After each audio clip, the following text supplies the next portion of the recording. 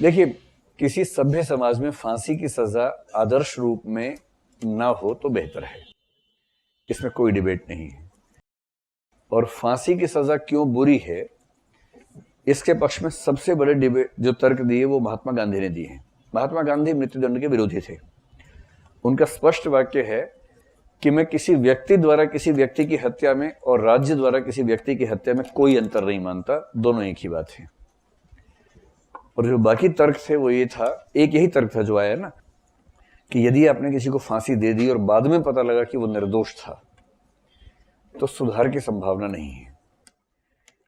और यह संभावना हो भी सकती है कि मान लीजिए किसी घर में किसी बच्चे से अपराध हो गया, खून हो गया, और उसकी माँ या उसके पिता को लगा कि मेरे बच्चे की जिंदगी खत्म ना हो, उसने हथियार को अपने हाथ में ले लिया और खुद ही पुलिस में बयान दिया कि मैंने हत्या की है। ये तो हो ही सकता है। फिर पुलिस में इन्वेस्टिगेशन हो, इन्वेस्टिगेटिंग ऑफिसर जब आए तो वो खुद महिला कहे कि मैंने ही हत्या की है, सारे प्रमाण भी इस तरह से मैनेज कर ले।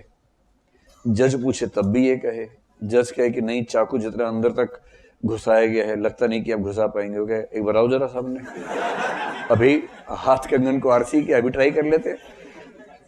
मेरा कुल मिला के वो साबित कर दे कि मैंने ही खून किया है, और अंत में जज कहे कि ठीक है फांसी पे टांग दो भाई, और बाद में पता चले कि नहीं, हत्या उसने नहीं की थी। ये खतरा तो है ही ना भाई। और तीसरा ये भी है कि अपराध कोई व्यक्ति क्यों करता है। जब आप इसकी गहराई में जाएंगे तो आप पाएंगे कि अपराध करने की वजह वो व्यक्ति खुद आमतौर पर नहीं है, बल्कि उसकी परिस्थितियां हैं। एक व्यक्ति की परिस्थितियां खराब थी जिस वजह से वो अपराधी बना, और क्योंकि परिस्थितियां खराब होने से अपराधी बना, इसलिए आपने उसको मौत के घाट उतार दिया। तो हमें जो सार इसने कहा कांट ने कि किसी मनुष्य को साधन मानना बहुत बुरी बात है, एक सेंस में लगता है कि हमने किसी मनुष्य को साधन की तरह इस्तेमाल कर लिया। ये सारे तर्क हैं मृत्युदंड के विरुद्ध। ठीक, पक्ष में भी तर्क हैं, बहुत अच्छे अच्छे तर्क हैं। जब हम मृत्युदंड की बात करेंगे तो विपक्ष में एक तो महात्मा गांधी को लेंगे। एक व्यक्ति बहुत फेमस है जिसको मृत्युदंड के विरोध के रूप में सबसे बड़ा नाम उसका है, बड़ा थोड़ा अजीब सा नाम है, ध्यान आएगा तो बताऊंगा क्या नाम था। उस व्यक्ति के आधार पर एक दिन भी मनाया जाता है, शायद 30 अक्टूबर या 30 नवंबर का दिन है, जो मृत्युदंड विरोधी दिवस के रूप में मनाए जाने की परंपरा भी चलती है।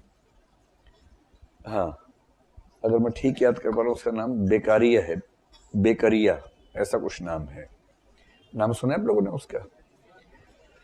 गूगल वाले लोग जरा जल्दी से सर्च करें, बेकरिया, बेकरिया कुछ ऐसा नाम ढूंढ पा रहे हैं? बेकरिया, यूटी बेकार नहीं है, बेकरिया है ना। उस व्यक्ति को मृत्युदंड का सबसे बड़ा विरोधी दुनिया भर में माना गया है, और महात्मा गांधी के आर्गुमेंट्स और उसके आर्गुमेंट्स काफी हद तक मिलते जुलते हैं। मिला भाई आप लोगों को? गूगल एक्सपर्ट कौन कौन है? कौन सा, किस दिन? 10 अक्टूबर को। हाँ, किसकी याद में मनाते हैं वो देखो। ओहो, मृत्युदंड विरोधी दिवस 10 अक्टूबर को है भाई। वो जिसकी याद में है ना, मैं उसी का नाम ढूंढ रहा हूँ।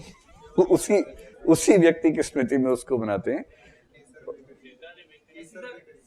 केसर नहीं, सीसर है, सीसर बेकरिया। हाँ, सीसर बेकरिया, ये उस व्यक्ति का नाम था। केसर कैसे हो सकता है यार? सीसेर बेकरिया उसका नाम था। तो ये व्यक्ति मृत्युदंड के विरोध में सबसे बड़ा चिंतक दुनिया भर माना गया है। इसी की स्मृति में मृत्युदंड विरोधी दिवस मनाने की परंपरा है।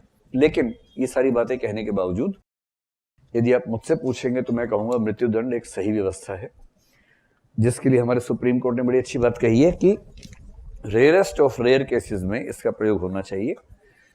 रेयरेस्ट ऑफ रेयर का मतलब विरल में से भी जो विरलतम मामले हैं। और विरलतम मामले कौन से हैं? सुप्रीम कोर्ट ने कहा है, एक तो वो जिसमें जरा सा भी संदेह न हो कि अपराधी ये व्यक्ति है या नहीं। एक तो ये एकदम स्पष्ट होना चाहिए, अकाट्य प्रमाण होने चाहिए, तब किसी को हम मृत्युदंड दें। दूसरा, उस व्यक्ति के अपराधी बनने की प्रक्रिया में परिस्थितियों की भूमिका ज्यादा ना हो, बल्कि उसकी रुचि, उसका शौक, उसका अभ्यस्त हो जाना केंद्र में हो।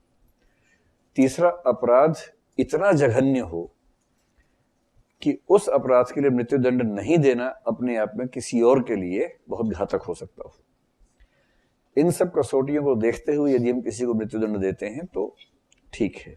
जैसे इस केस में ये जो 4 या 6 लोग थे, 6 में से एक तो बच गया क्योंकि वो छोटा था। और इन सब की योजना क्या बनी, अदालत में वकील के कहने पर एक वेब सीरीज है डेली क्राइम, अगर आपने देखा हो तो उसमें इसी पे बहुत विस्तार में सारी रिपोर्ट्स वगैरह हैं।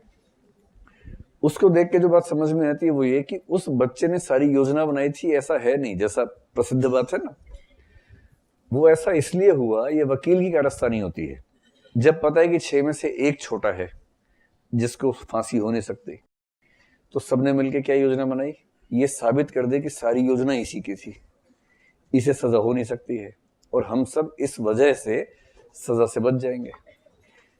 तो उसने सारी योजना बनाई, ऐसा शायद सच नहीं है, ये तो एक छवि है जो बना दी गई है ताकि कानून का फायदा उठा सके।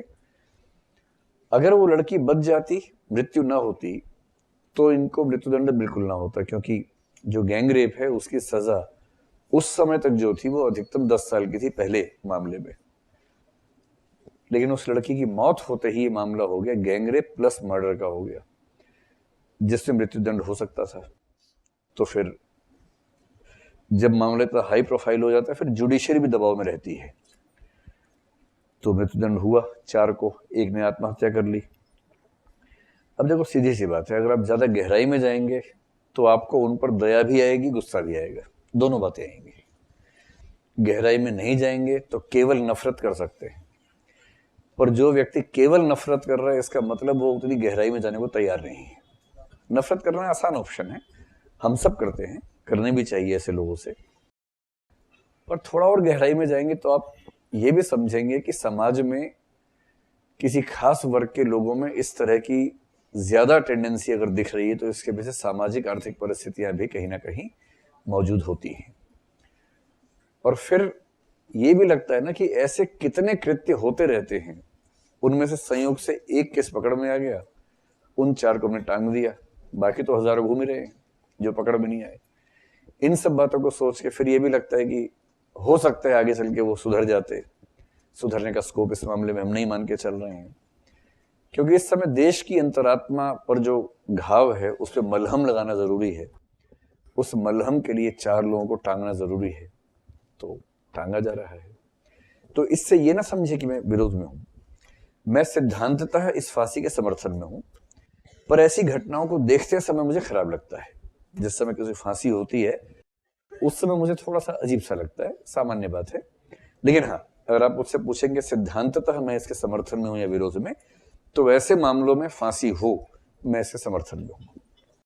क्योंकि जो लोग किसी लड़की के साथ ऐसी बदसलूकी कर सकते हैं, उसको जान से मारना तो अलग बात है, इतनी क्रूरता से मार सकते हैं, और ऐसे व्यक्ति अगर समाज में घूम रहे हैं तो किसी और की जिंदगी खतरे में है, ये भी तो एक पक्ष है। और अंत में कोई अगर आपसे कहे कि मानवाधिकार, तो इसका एक वाक्य में इसका उत्तर ये है, मानवाधिकार मानवों के लिए है, दानवों के लिए दानवाधिकार है, मानवाधिकार नहीं है। तो ये पक्ष भी रहता ही है।